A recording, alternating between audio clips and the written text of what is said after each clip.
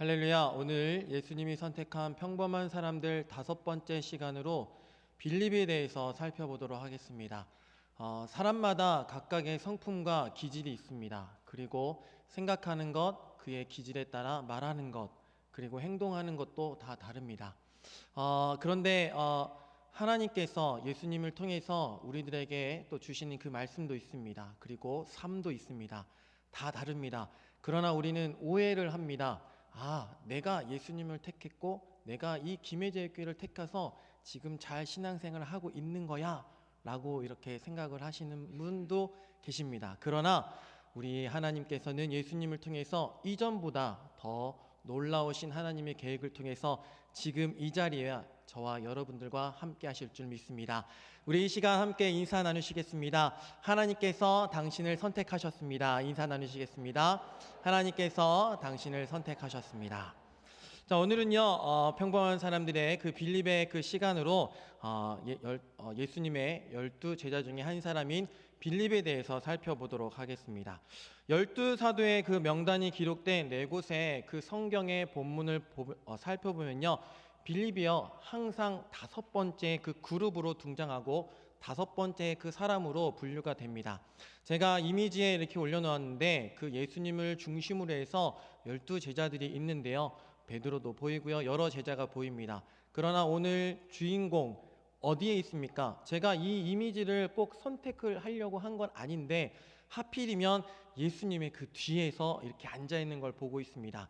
제가 오늘의 그 빌립을 이렇게 공부를 하면서 준비를 하면서 신중하고 그리고 이성적인, 굉장히 사려가 깊고 생각이 깊으며 계산적이고 뒤에 뭐 꿍꿍이가 없을까 이런 생각을 하는 현실적인 완벽주의자인 빌립의 그 모습을 볼 수가 있습니다.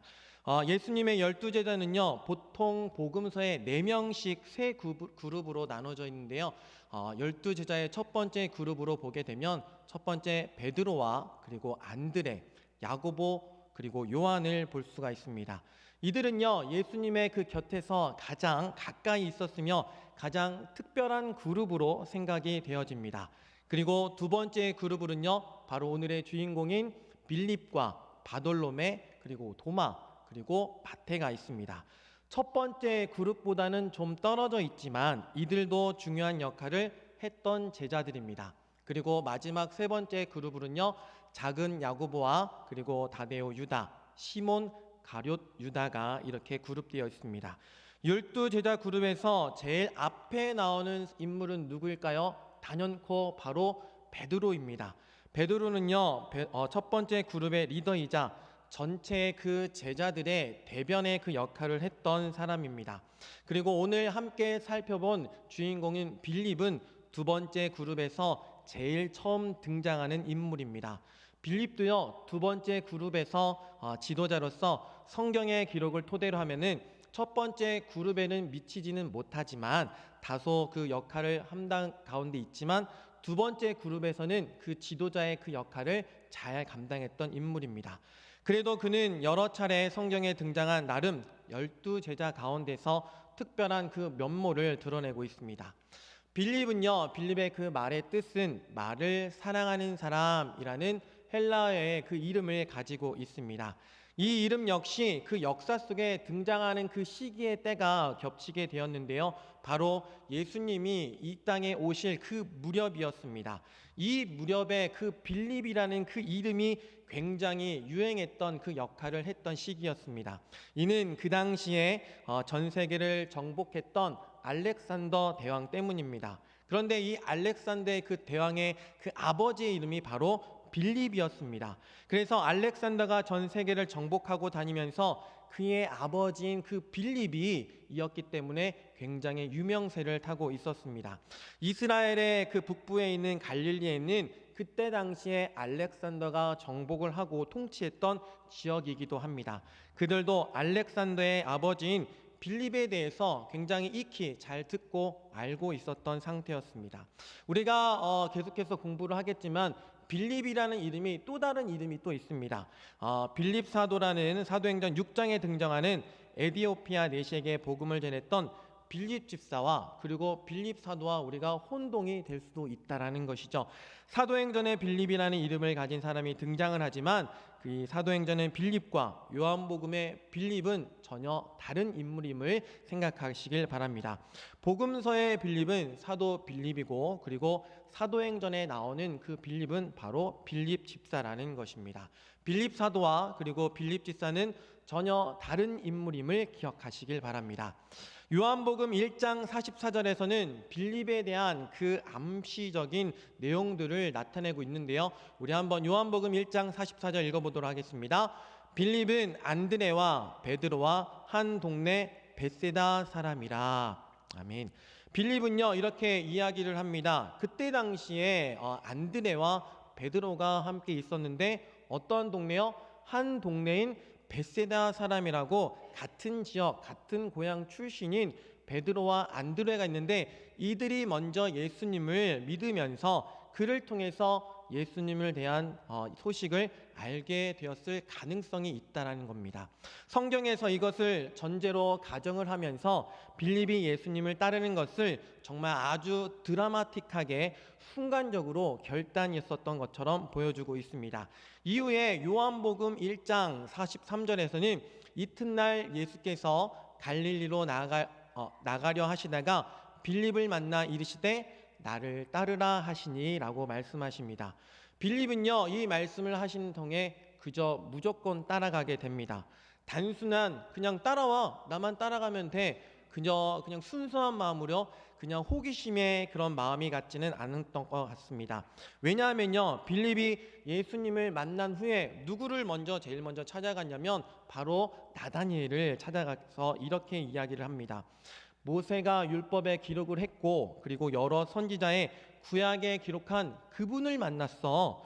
우리가 그렇게 기다려주고 하나님의 그 기름 부으신 자 그리고 어려운 처하정에 있는 우리 민족을 구원하시는 우리의 세상을 바꿀 수 있는 그 놀라우신 메시아 그분을 만났어 라고 이렇게 나다니엘을 찾아가 이야기를 한 것이죠. 이렇게 우리가 전제로 보게 되면 빌립에게는요 예수님에 대한 이전에 사전 지식이 있었다는 것을 알 수 있습니다. 그렇기에 예수님께서 나를 따르라 라는 그런 말씀에 곧바로 순종할 수 있었다라는 것입니다. 이처럼 예수님께서는 제자를 부르실 때 각 사람을 그의 기질에 적합한 방식으로 접근하고 만나 주셨습니다. 일단적으로 보면 베드로는요 나를 따르라 하시는 그 말씀을 우리는 사실을 매우 흥미롭게 생각할 수가 있습니다. 아마도 예수님께서는 배신을 당하시는 날 밤 그분을 부인했던 실패를 극복하라는 그 격려의 차원에서 베드로에게 어울리지 않는 굳건한 반석이라는 그 이름을 주시며 희망을 주시는 메시지로 베드로를 찾아오셨습니다. 그런가 하면 그리고 안드레와 요한에게는요 만났을 때 그들이 따라오자 너희들이 원하는 것이 무엇이냐 그리고 무엇을 구하느냐라고 이렇게 질문을 하셨습니다. 그리고 그들에게 나와 함께 교제하자라고 이야기를 말씀하셨습니다. 예수님께서는요 사람을 선택하는 가운데 이처럼 친근한 방법으로 나와 함께 교제하자 무조건적으로 나를 따라와 이것이 아니라 나와 함께 가자 나와 함께 교제하자라고 하면서 교제의 장으로 초청을 해주셨습니다. 그러나 오늘의 주인공 빌립은요 달랐습니다. 예수님께서는요 처음부터 빌립을 적극적으로 찾으시고 말씀하셨습니다. 약간 한국식으로 이야기를 하자면 만나자마자 잔소리 말고 나만 따라와 나만 믿고 따라와 이렇게 말씀을 하신 것이죠. 상당히 단도직입적이고 그리고 적극적이죠. 잘 따지고 신중하고 이성적인 판단을 가지고 있는 빌립에게 신중하게 생각하는 사람에게는 그렇게 하는 것이 이것저것 따지지 말고 묻지도 말고 그냥 나만 따라와 이렇게 한국식 표현으로 예수님께서는 빌립에게 훨씬 더 좋은 접근으로 말씀을 하셨다는 겁니다. 생각할 시간을 주면 줄수록 평생 계속해서 어떡하지? 이것 재고 저것 재고 하면 그 생각만 하다가 끝날 수 있기에 예수님께서는 빌립의 그 사고방식과 생각을 알 수 있기에 바로 적극적으로 찾아 말씀하셨다라는 겁니다.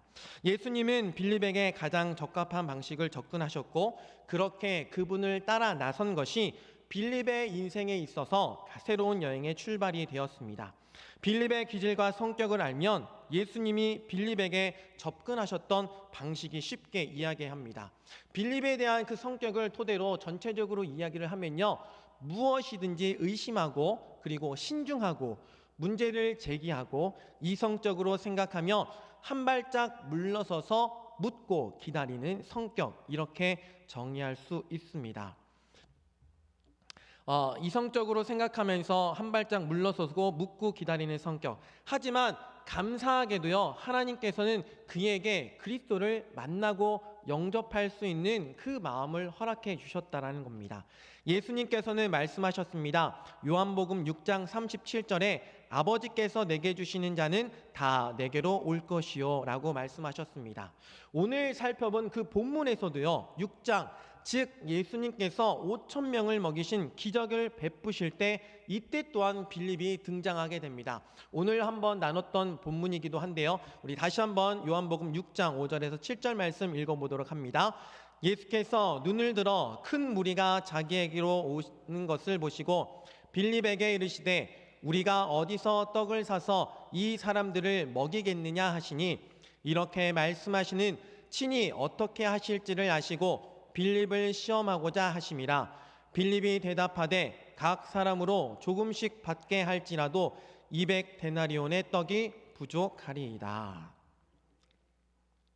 성인 남자만 5천 명이 모인 곳에서 몇 개의 떡을 만들어야 할까요? 5천 명이 모인 사건에서 이 사람들을 먹이기 위해서 몇 개의 떡을 만들어야 할지 굉장히 어려운 그런 질문 가운데 상황에 놓인 것입니다. 빌립은요, 이때 당시에 회계 업무를 담당한 사도로서 음식과 물품을 마련하는 일을 그의 그 임무였을 가능성이 높습니다. 돈궤를 관리했던 사람은 가룟 유다였기 때문에 음식과 그리고 물품을 마련해도 분배하는 그 일을 또 다른 제자가 맡았다고 생각하는 것은 너무나도 자연스러운 일입니다. 항상 그 조직을 짜고 그리고 계획을 짜는 가운데 빌립은요, 관심이 많았습니다. 그리고 빌립은 거의 모든 것을 불가능한 그 영역 상태에서 실천을 하기도 했습니다. 따라서 실천적이고 굉장히 신중한 그런 빌립에게 예수님께서는 그를 시험하셨습니다. 그의 생각을 알기 위해서가 아니라 그의 됨됨이를 깨우치기 위해서였습니다. 그래서 예수님께서는 신중하며 그리고 행정가의 성격을 지닌 빌립에게 이렇게 질문을 합니다. 너는 어떻게 이 사람을 먹이려느냐? 라고 했을 때 빌립은 이렇게 이야기를 합니다. 200데나리온의 떡이 있다 해도 부족할 것 같아요 라고 이렇게 이야기를 하죠. 빌립은요, 수치가 정확하고 계산에 매우 밝은 사람이지만 긍정적인 사고를 가지고 있는 사람은 아니었던 것 같습니다. 아마도 빌립은 이렇게 생각할 수 있었을 것입니다. 한 데나리온으로 밀로 만든 떡을 12개로 살 수가 있어. 보리떡은 좀 더 싸니까 더 많이 살 수 있을 거야. 그러면 한 데나리온으로 약 12개 그리고 20개의 보리떡을 살 수 있겠지. 그 적은 양의 떡을 반에 반으로 쪼그면 안 돼. 먹일 수 없어. 이 계산으로는 답이 안 나와. 라고 이렇게 계산을 끝마쳤겠죠. 신중하게 계산적이었지만 부정적인 빌립. 이 기질을 요즘 들어서 표현할 수 있는 그 특징을요, 바로 우울질 기질의 특징이라고 말할 수가 있습니다.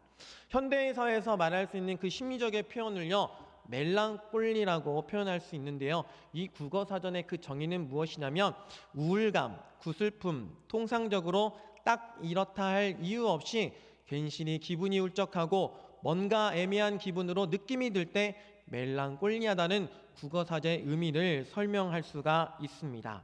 그래서요, 멜랑콜리한 사람들은 아주 정확하고 신중하고 그리고 사려가 깊고 분석적이고 깊이가 있지만 조금은 부정적인 사람입니다. 하지만 그렇기 때문에 신중하기 때문에 일을 맡기기만 하면 매우 철저하게 그 임무를 잘 수행하고 담당하기도 합니다. 이후 빌립은요, 요한복음 12장에서도 등장을 합니다. 우리 요한복음 12장 20절에서 21절 말씀 같이 읽어보도록 합니다. 명절에 예배하러 올라온 사람 중에 헬라인 몇이 있는데 그들이 갈릴리 벳사다 사람 빌립에게 가서 청하여 이르되 선생이여 우리가 예수를 배웁고자 하나이다 하니, 그리스 계통의 그 헬라인 사람들 몇몇이 와서 예수님을 만나러 온 것입니다. 그리고 그 가운데 빌립을 만난 것이죠. 그런데 빌립이 이렇게 반응을 합니다. 요한복음 12장 22절 말씀에 빌립이 안드레에게 가서 말하고 안드레와 빌립이 예수께 가서 여쭈니, 만약에요 사람들이 와서 누구에게 저 예수님이 만나고 싶은데요, 어떡하죠? 지금 예수님을 만날 수가 없는데, 예수님이요? 아마도요 베드로한테 헬라인들이 베드로한테 가서 얘기한다면 저 예수님을 만나고 싶습니다 라고 베드로한테 얘기한다면 아마 베드로가 직접 예수님께 친히 헬라인들을 인도했을 것입니다. 다혈질적이며 충동적이고 자기를 과시하기 좋아하는 베드로는요 직접 헬라인들을 모시고 찾아갔을 걸 가능성이 많습니다. 하지만요 빌립은 어떻습니까? 바로 안드레를 찾아서 상의를 합니다. 그리고 안드레와 빌립이 이들을 데리고 예수님께 찾아 나섰다라는 것입니다. 여기서 우리가 빌립을 볼 때 신중하고 충동적이지 않는 모습을 보여주고 있습니다. 그리고 또한 요한복음 14장에서 우리는 빌립의 또 모습을 찾아볼 수가 있습니다. 요한복음 14장 1절 말씀에 너희는 마음에 근심하지 말라. 하나님을 믿으니 또 나를 믿으라. 6절과 7절에서도 계속 이야기를 합니다. 예수께서 이르시되 내가 곧 길이요 진리요 생명이니 나로 말미암지 않고는 아버지께로 올 자가 없느니라. 너희가 나를 알았더라면 내 아버지도 알았으리로다. 이제부터는 너희가 그를 알았고 또 보았느니라. 예수님께서 이 말씀을 하신 것은 내가 곧 길이란다. 나를 통해서만이 아버지께로 갈 수 있어. 그러므로 나를 만난 사람은, 나를 본 사람은 아버지를 본 것이야 라는 이 말씀인 것입니다. 이때요 이 말씀을 들은, 예수님께서 하신 말씀을 들은 빌립이 이렇게 요청을 합니다. 바로 요한복음 14장 8절에서 이렇게 이야기를 합니다. 빌립이 이르되 주여 아버지를 우리에게 보여주옵소서. 그리하면 족하겠나이다. 간접적으로 빌립은요 확인을 하고 싶은 것입니다. 네 살아계시죠? 네 우리가 지금은 볼 수 없지만 정말요? 정말 그것이 가능한 겁니까? 라고 하는 것을 간접적으로만 이야기를 하지 말고 확인하고 싶어요. 보여주세요 라고 하며 요청을 하는 겁니다. 과학처처럼 실제로 만지고 확인하고 싶어하는 이런 성격 빌립에게서 우리는 찾아볼 수가 있습니다. 이렇게 신중하고 확인하고 그리고 안심이 돼야지만 빌립은 이렇게 주님을 만나서면서도 아마도 권위 있게 말씀하셨을 것입니다. 그리고 빌립은 예수님의 권위에 저분이 메시아일지도 몰라 라고 느꼈을 수도 있습니다. 빌립은요 다른 제자들처럼 부족한 사람이었습니다. 연약한 존재였고요, 이해력도 모자랐고 그리고 성격적으로도 굉장히 문제가 많았습니다. 따지고 또 따지고 신중하면서 저게 맞아 계산적이었던 빌립이었습니다. 또한 항상 자기의 그 약속, 생활 규칙을 잡는 데다가 머릿속에서는 온통 사실과 계산뿐이었습니다. 이처럼 요한복음에서는 나타난 그 몇 개의 사건을 제외하면 빌립에 대한 기사는 몇 개가 없습니다. 감사하게도 주님은 빌립과 같은 사람들을 사용하십니다. 전승에 따르면 빌립은요 초대교회 확장에 크게 기여했을 뿐만 아니라 사도들 가운데 일찍 순교를 당한 경우에 속합니다. 빌립은 소아시아에서 사역했다고 합니다. 특별히 라오디게아 교회와 골로새 교회를 중심으로 활동했다는 기록이 교회 전승에 남아 있습니다. 지역별로 가깝게 위치해 있어서 지금 그 지역에 가면 이 삼각지대에 있는 히에라볼리, 그 안에 더 들어가면 파무칼레라는 유명한 온천 도시가 있습니다. 하얀 석회층의 계단식 야외 온천에 그 파메칼라를 만나실 수가 있는데요. 하얀 석회암들이 장관을 이루고 있어 그 도시 전체가 마치 눈이 덮인 것 같은 착각을 불러일으키는 아름다운 도시라는 것입니다. 우리 성도님들도 이 귀하고 아름다운 곳에 꼭 가시길 소망합니다. 바로 이 지역에서 빌립이 열심히 또 복음을 전하고 활동을 한 것으로 전해집니다. 그리고 이후에는요, 갈라디아 지방으로 진출을 합니다. 이 갈라디아의 지역도 터키 안에 있는 지방입니다. 빌립은요, 갈라디아에 전도를 하다가 다시 골로새 교회와 히에라볼레 지역으로 돌아오게 됩니다.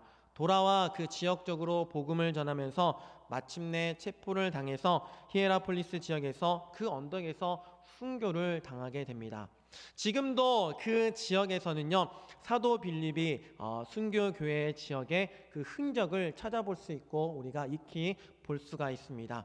빌립은 그렇게 복음을 전하다가 순교하면서 그의 생애를 하나님 앞에 바쳤던 것입니다. 우리는 앞에 살펴본 것처럼 빌립을 통해서 그의 삶의 교훈을 찾아볼 수가 있는데요. 첫 번째는요, 우리가 좋은 믿음의 친구들 가진 빌립을 말할 수 있습니다. 모든 기질에는 약점과 그리고 강점이 있습니다. 그러나 그 약점을 극복을 하면 이 약점으로 인해서 오히려 강점으로 발견할 수 있고 그 강점으로 딛고 일어날 수 있다는 겁니다. 신중하면서 이성적인 사람, 그리고 심각해지고 우울해지기 쉬운 기질을 가진 약점에도 불구하고 주님의 그 제자로 귀하게 쓰임받아서 있었던 그 첫 번째는 바로 믿음의 좋은 친구들을 가졌기 때문입니다. 성경에서는요, 빌립을 절대 혼자서 언급하지 않았습니다. 늘 누구와 있다든지 늘 누구와 대화하는 방식으로 성경에서는 나타냈습니다. 요한복음 1장을 보게 되면 예수님을 만나고 온 빌립은요, 누구에게 가죠? 바로 나다니엘과 이야기를 나눕니다. 그리고 앞서 이야기 드린 것처럼 헬라 사람들이 찾아왔을 때는 누구와? 안드레와 함께 같이 동행해서 나아갑니다. 아마도 이런 대화를 통해서 좋은 친구들 간의 우정을 확인할 수가 있었습니다. 우리가 신앙생활을 하면서 이처럼 좋은 믿음의 친구, 동역자가 필요합니다.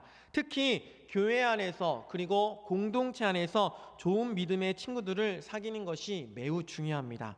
나에게 좋은 영향력을 끼칠 수 있는 그 친구들을 적극적으로 찾아 나서서 특별히 우리 교회 안에서 또 믿음의 좋은 또 성품과 좋은 그 마음을 가지고 있는, 그리고 교회 안에서도 보이지 않게 또 헌신하시고 봉사하시는 성도님들, 그리고 하나님의 자녀분들이 분명히 계십니다. 이 분들을 우리가 적극적으로 찾아 나서 좋은 믿음의 그 신앙생활, 좋은 믿음의 그 친구들을 발견하시고 우리의 그 믿음 가운데, 우리의 신앙생활 가운데서도 좋은 유익을 가져가시는 저와 여러분들 되시길 주님의 이름으로 간절히 축복합니다. 두 번째로는요, 의심이 있어도 절대 주님을 떠나지 않는 빌립이라는 것입니다.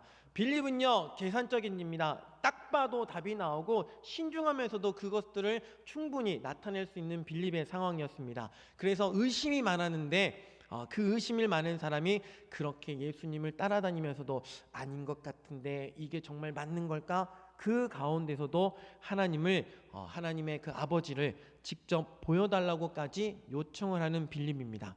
그런 의심의 그 속에서도 주님을 떠나지 않고 계속적으로 질문하고 확인을 합니다. 어쩌면 이것이 빌립에 있어서 정말 가장 훌륭한 태도와 자세인 것 같습니다. 또한 이처럼 이러한 질문들을 통해서 그의 그 인생을 완벽하게 만들 수 있었던 비밀 중에 하나였던 것 같습니다. 자신을 돌아보게 되고 그것들이 내가 맞는데, 내가 계산한 건 이 답인데 예수님과 함께 동행하면서 내가 생각했던 것, 내가 봐왔던 것 다르구나. 이분이 정말 메시아셔. 이분이 정말 하나님께서 보내주신 귀한 그 메시아라는 것을 정말 묻고 정말 확인하면서 체험을 하면서 그 의심 가운데서도 주님을 떠나지 않는 그 빌립의 모습을 우리는 확인할 수가 있었습니다.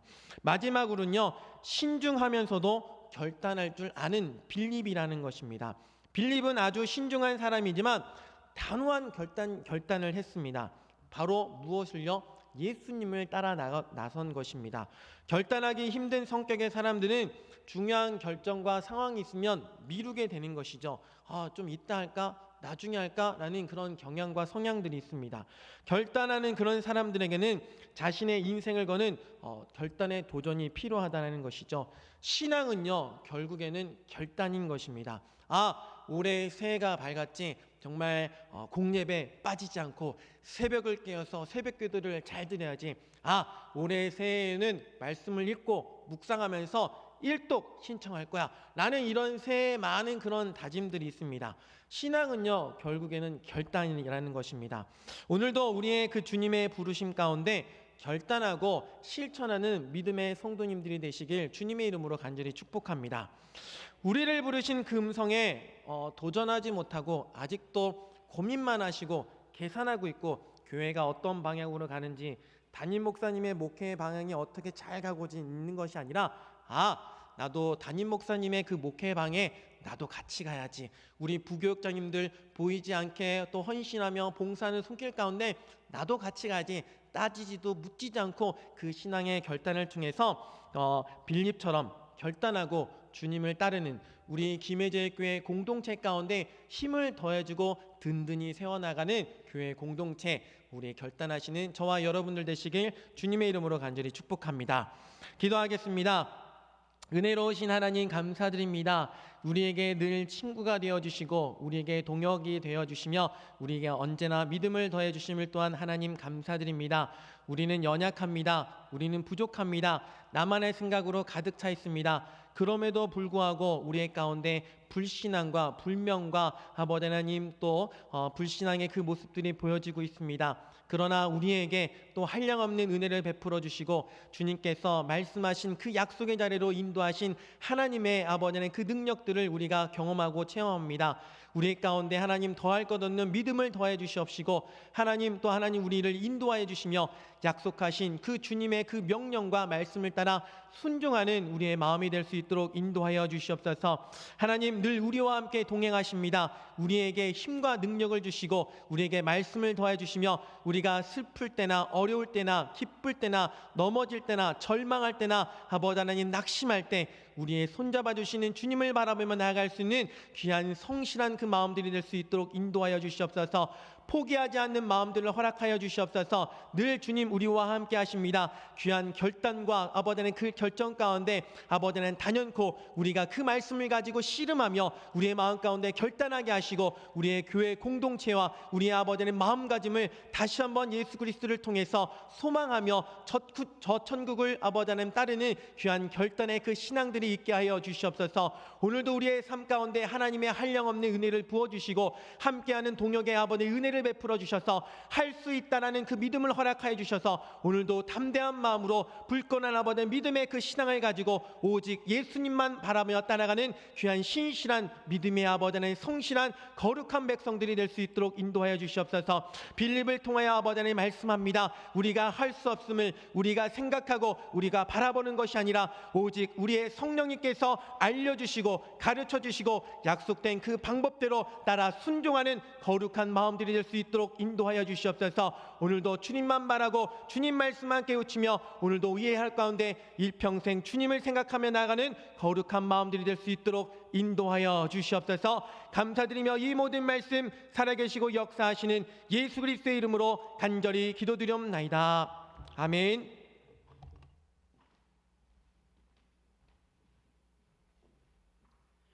말씀을 기억하면서 찬송가 183장 빈들의 마른 풀같이 함께 찬양하도록 하겠습니다.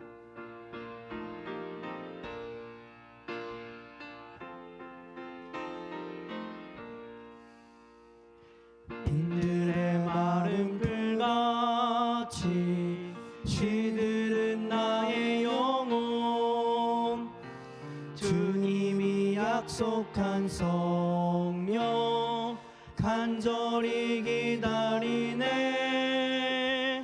아무런 마른 땅에 단비를 내리시듯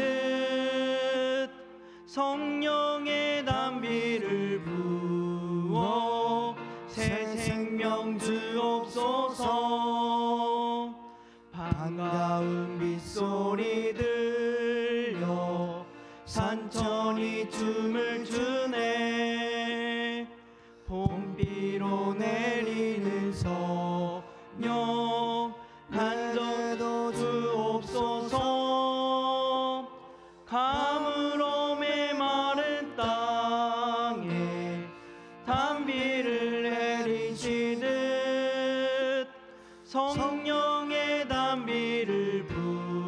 부어 새 생명 주옵소서. 절 따라 우로를 내려 초목이 무성하니 갈급한 내 심령 위에 성령을 부소서. 가물어 메마른 땅에 단비를 내리시듯 성령의 단비를 부어 새 생명 주옵소서. 참되신 사랑의 언약 어길 수 있사오랴. 오늘의 흡족한 은혜 주실 줄 믿습니다. 가물어 메마른 땅에 단비를 내리시듯 성령의 단비를 부어 새 생명 주옵소서. 아멘. 담임 목사님 나오셔서 축도해 주시겠습니다.